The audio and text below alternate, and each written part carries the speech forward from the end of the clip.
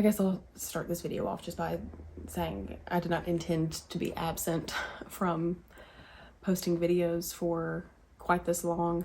It started off as just work responsibilities that took up more time. And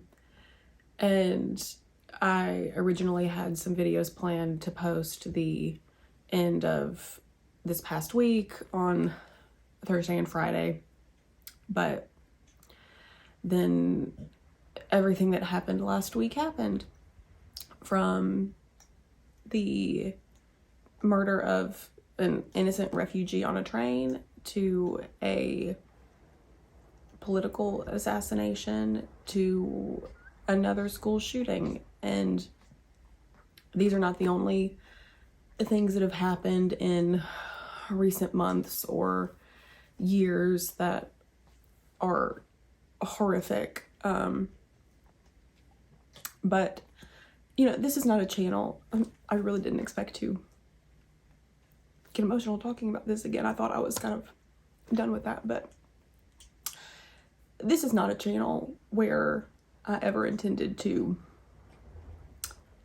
talk about cultural things or things going on in the world. This is a channel where we're here to talk about books and reading. And so this is not a video that I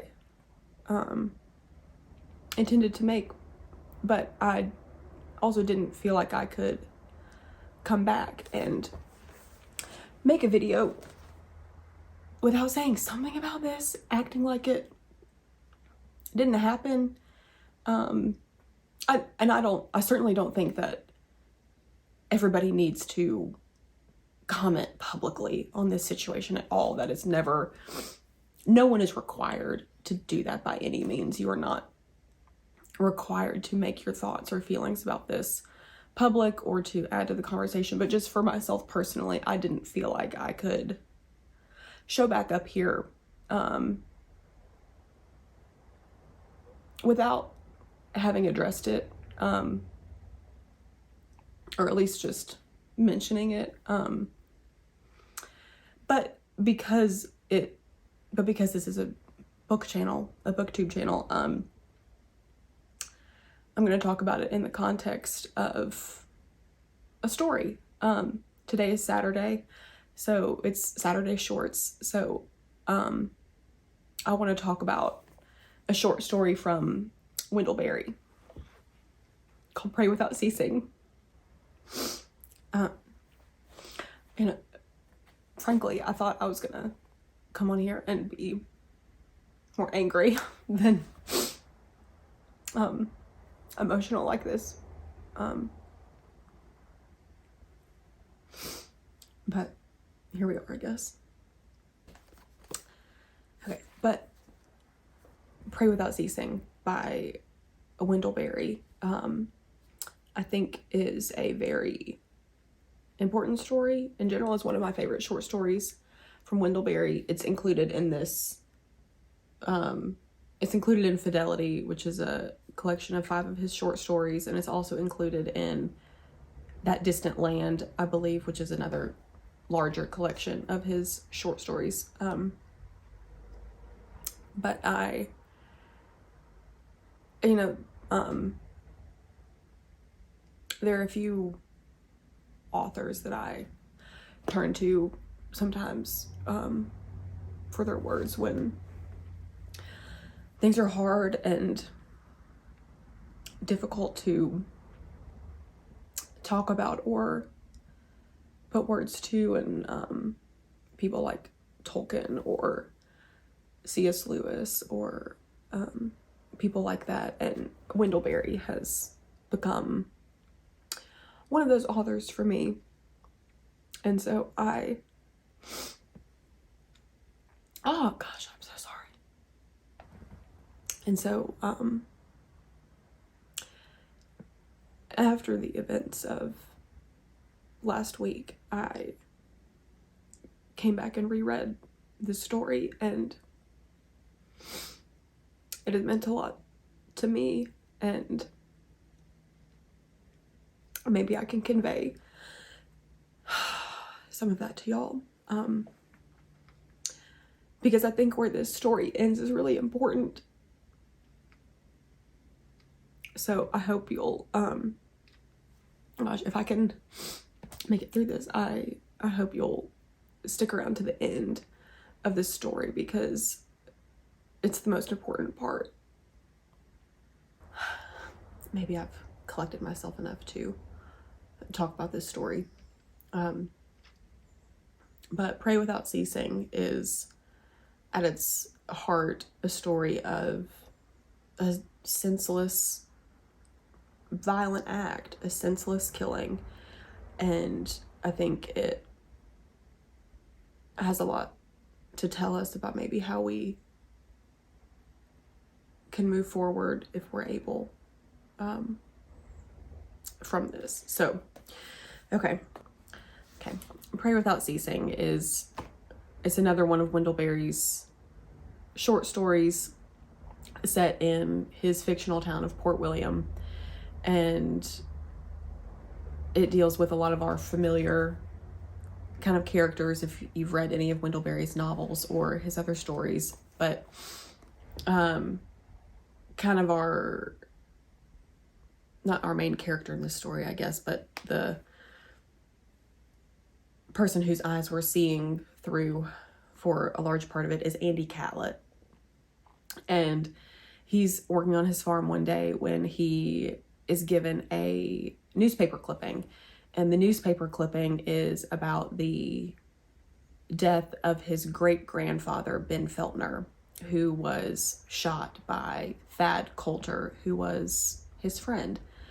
And Andy has known about this story for his whole life, but he doesn't necessarily know maybe all the ins and outs of what happened or how things went on. And so he goes to his grandparents' house, to Matt Feltner's house.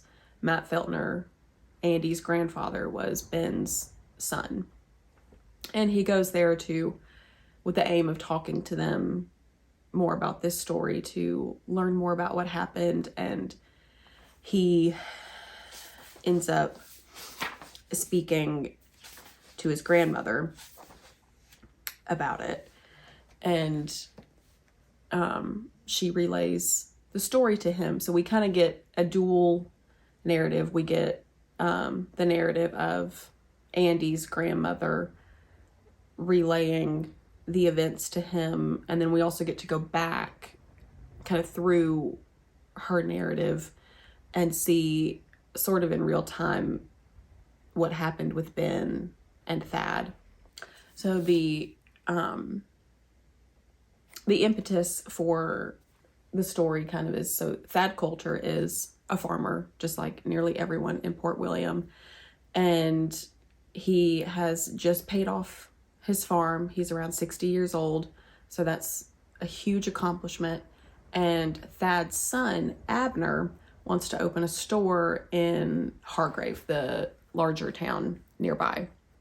And in order to get the money to open this store, Thad agrees to mortgage his farm as collateral for Abner's store. Well, a couple years go by, Abner flounders at his store and can't pay the loan and skips town, leaving Thad in a lurch.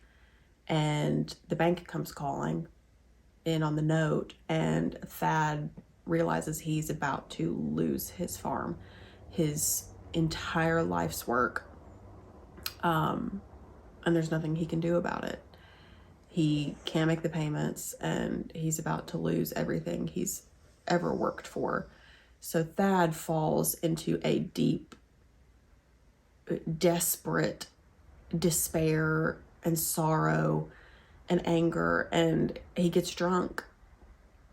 And in his drunkenness, he goes to Ben Feltner, who's his very good friend, and tries to see if Ben can somehow help him. And Ben listens to Thad, hears him out, but Thad is drunk and raving and somewhat incoherent, and Ben recognizes that he can't talk to Thad in this state. And so Ben, as kindly but firmly as he can, tells Thad he has to go and tells him to come back when he's sober and they can talk. But Thad does not react well to this. And kind of throughout talking to this, I'm going to read some passages off because Wendell Berry's words are always going to be better than my own. So here's one passage though. Thad did not have to take Ben's words as an insult, but in his circumstances and condition, it was perhaps inevitable that he would. That Ben was his friend made the offense worse, far worse. In refusing to talk to him as he was, Ben, it seemed to Thad, had exiled him from the society of human beings, had withdrawn the last vestige of a possibility that he might find anywhere a redemption for himself, much less for his forfeited land. For Thad was not able then to distinguish himself as he was, and himself as he might be sober. He saw himself already as a proven fool, fit only for the company of dogs and hogs. If he could have accepted this judgment of himself, then his story would at least have been different, and would perhaps have been better. But while he felt the force and truth of his own judgment, he raged against it. He had fled to Ben, hoping that somehow, by some means that he could not imagine, Ben could release him from the solitary cage of his self-condemnation.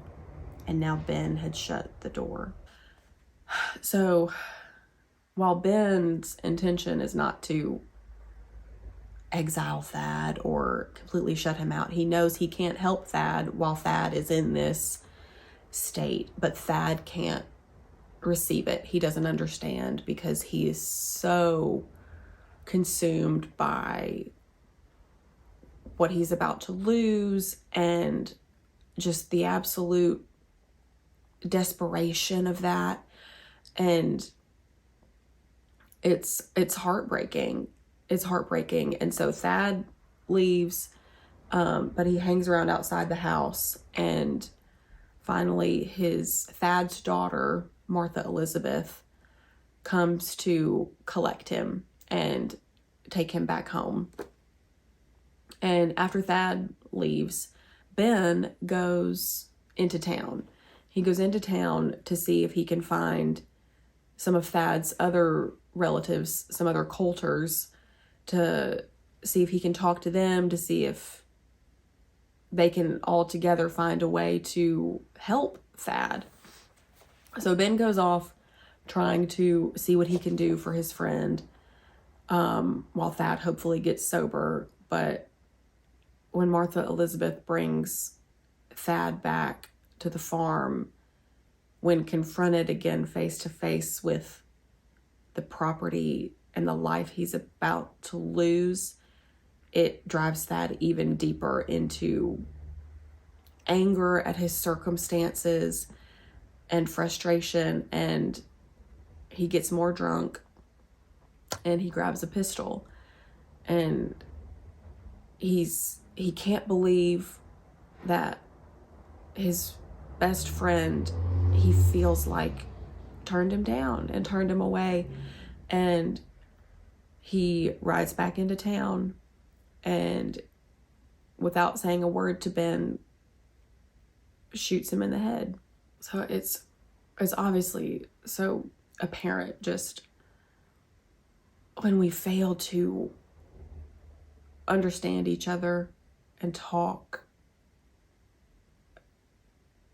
what can happen if we don't take the time to rein it in or figure out what's really going on with someone else. But after this event, so this all happens in the little town street, and Ben's son, Matt, was also in town running another errand.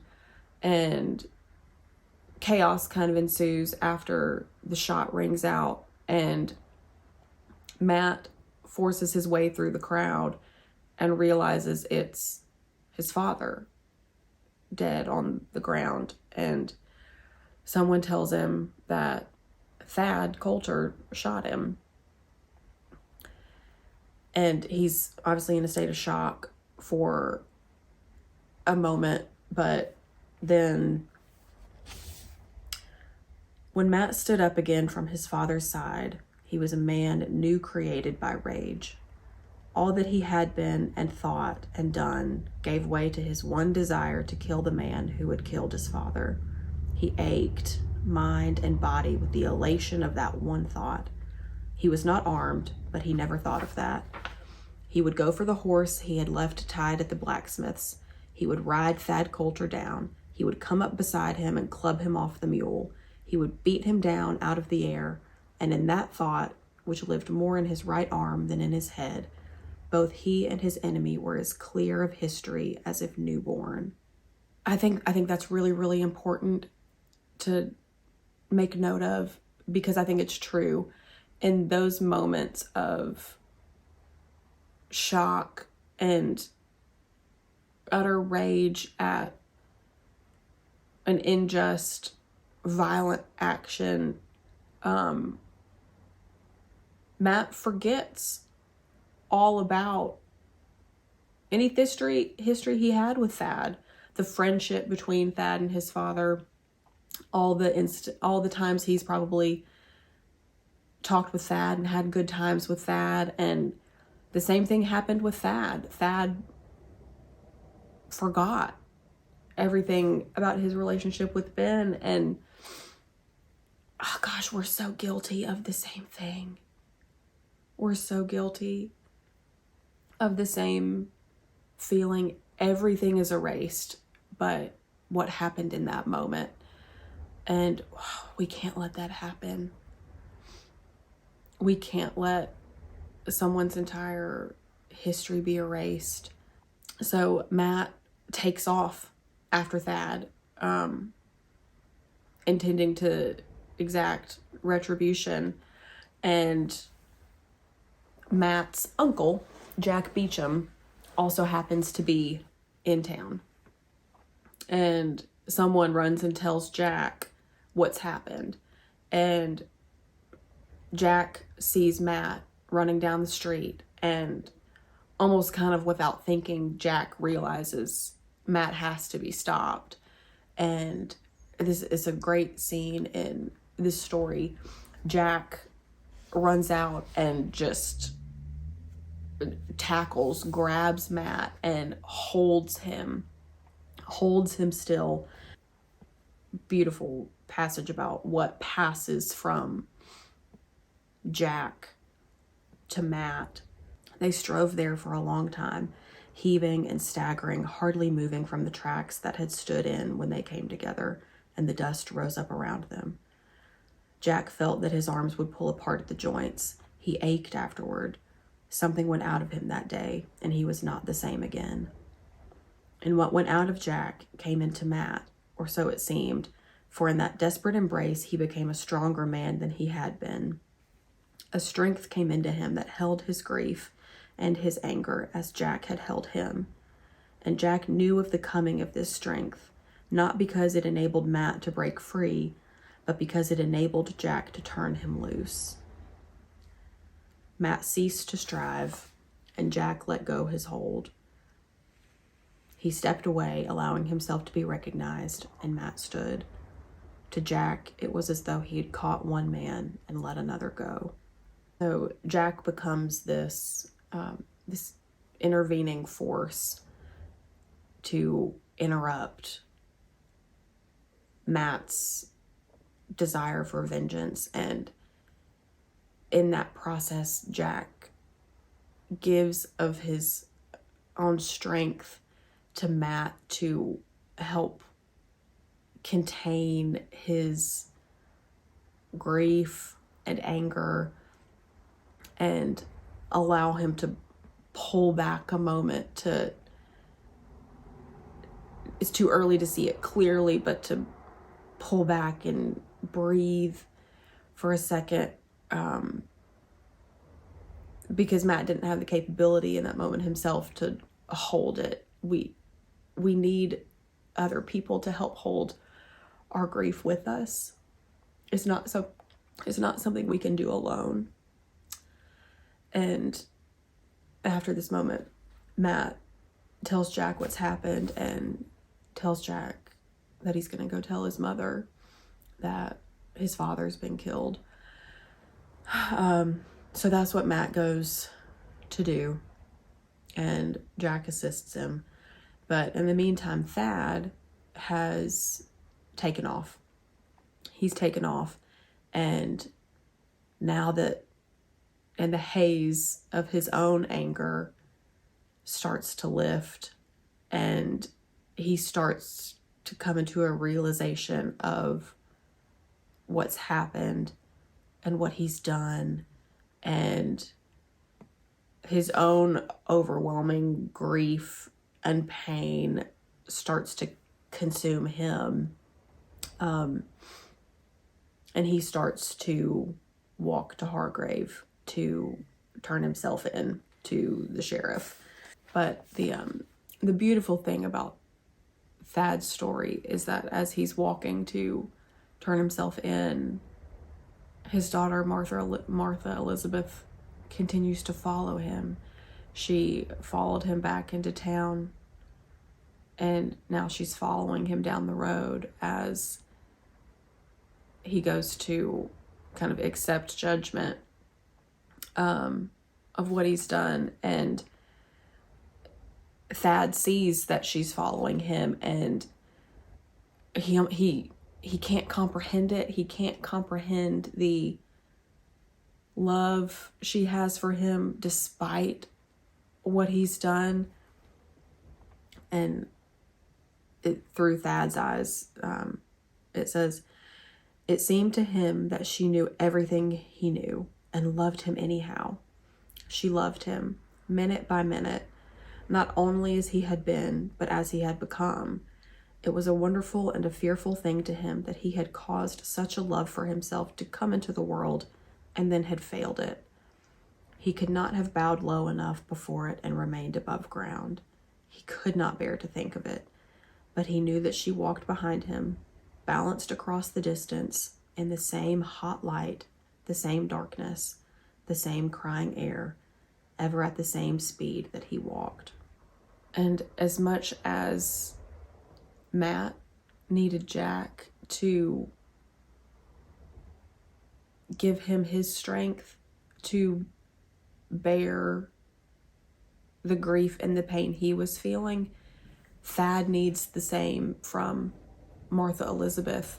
He needs that love of hers and the grace she tries to extend to him to deal with what he's done and the suffering he's also going through. But Thad can't receive it.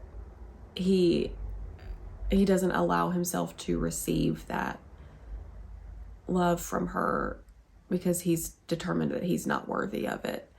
And that's one of the real tragedies of this story, as we'll see. I mean, there are multiple tragedies in the story. We've witnessed one already with the murder of Ben Feltner, and Thad is another tragedy.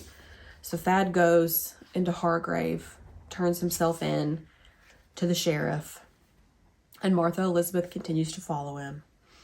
She goes to the jail and tries to sit with him, and the whole time that Thad's at the jail and she sits with him, he covers his face with his hands. He can't look her in the eye. He is so ashamed of what he's done. He's ashamed that he's failed her. He's consumed with the pain that he's killed his best friend, and he doesn't see a way out of it. He doesn't see any redemption for himself, and it's horrible. It's so horrible that he can't receive the love that someone has for him despite everything he's done. But I think that's it's a very true human reaction. So often we feel like we're unworthy of that response from someone else because of things we've done or actions we've taken. And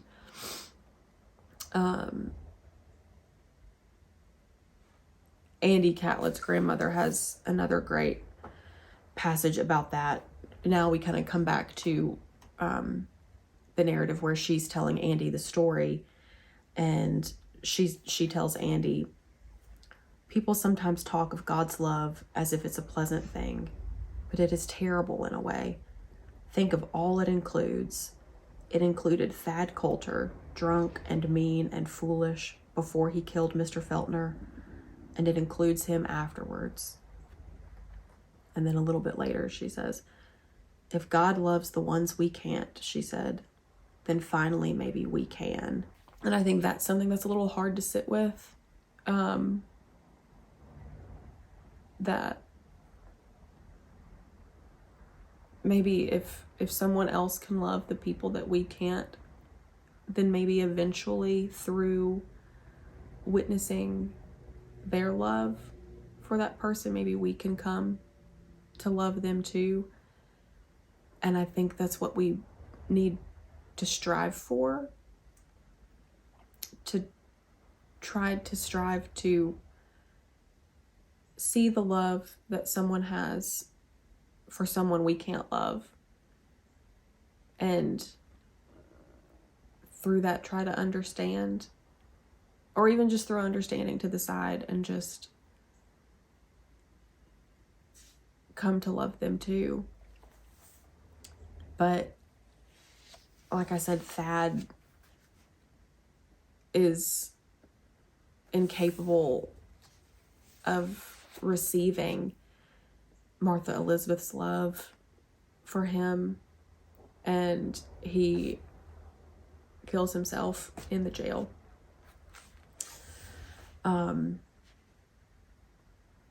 He takes his own life and brings judgment upon himself. But now we come back to the Feltners. Matt has told his mother that her husband has been killed, and Jack and the other men of the town have brought Ben's body back to the house, and mourners and friends have come to help the family. They've come and brought food. They've come to grieve with them. And while they're there, a group of other men come to the house, a group of Ben's friends, and they're angry and upset, rightfully so. And they come to Matt and they say, hey, look, we're your dad's friends. We know what happened. It's not right. And we know Thad Coulter's down in the jail in Hargrave, and we're not willing to wait on other justice to make its own opinion about what should be done with him. We think we should go handle it right now. And you just say the word and we'll go handle it. And Jack is watching Matt to see what he does and what he's going to say. Is he going to tell this group of men, yes, we need to enact vengeance now? Or is he going to take another tactic? And this is it's a great passage to me.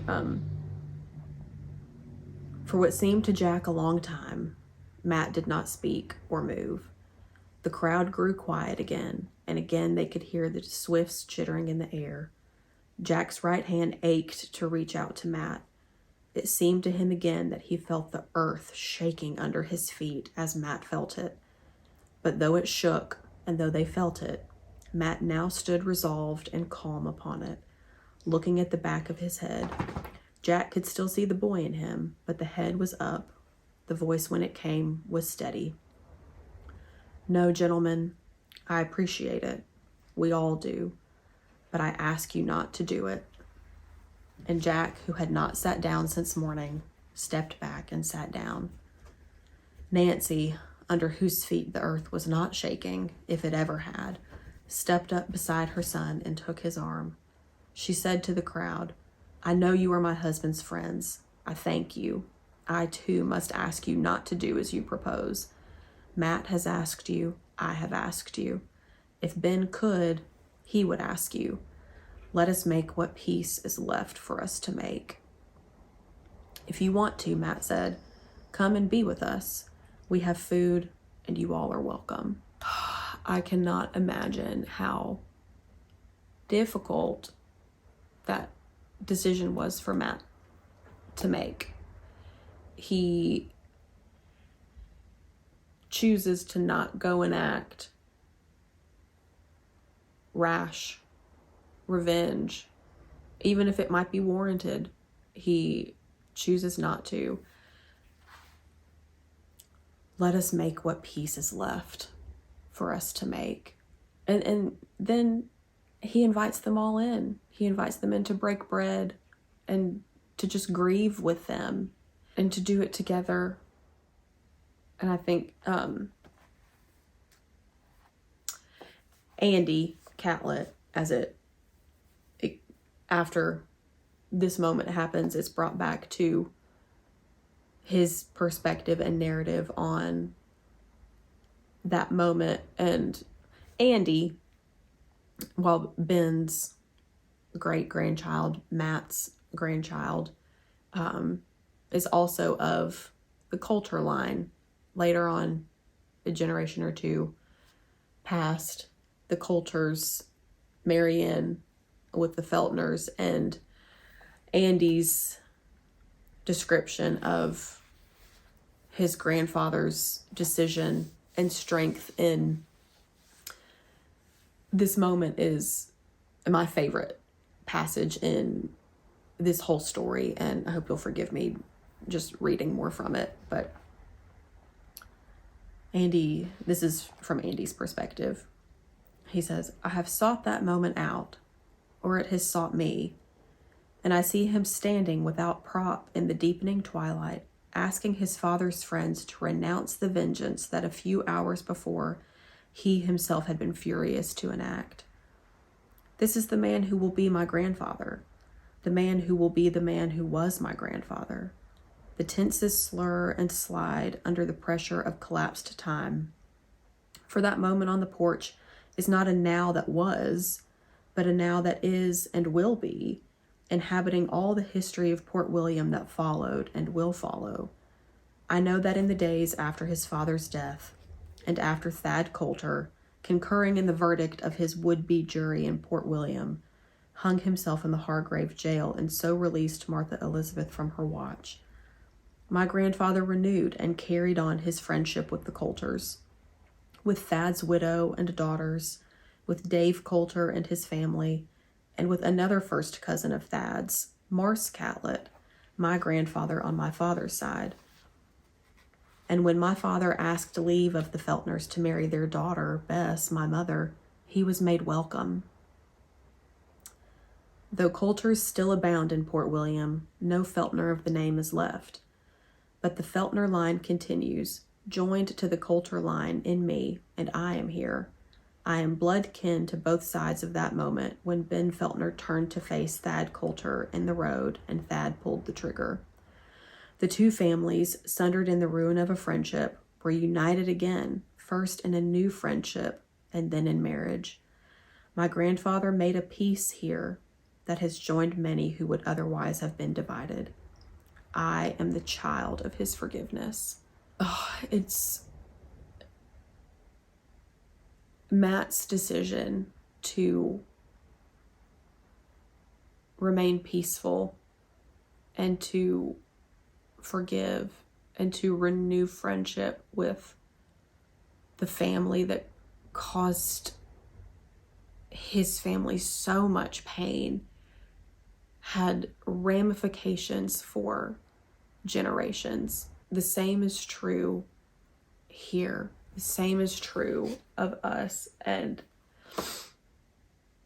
I don't know what is going to happen, what decisions people will make. But I know that the decisions will have ramifications for a long time. I think Andy Catlett recognizes that Matt made the right choice, that he wouldn't exist if it weren't for his grandfather's forgiveness. I know people think it takes a lot of strength to be courageous and stand up and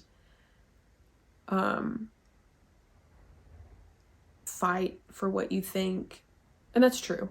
That's true. It does. We live in a world where you can be killed for what you think now and what you say, despite the freedoms in this country.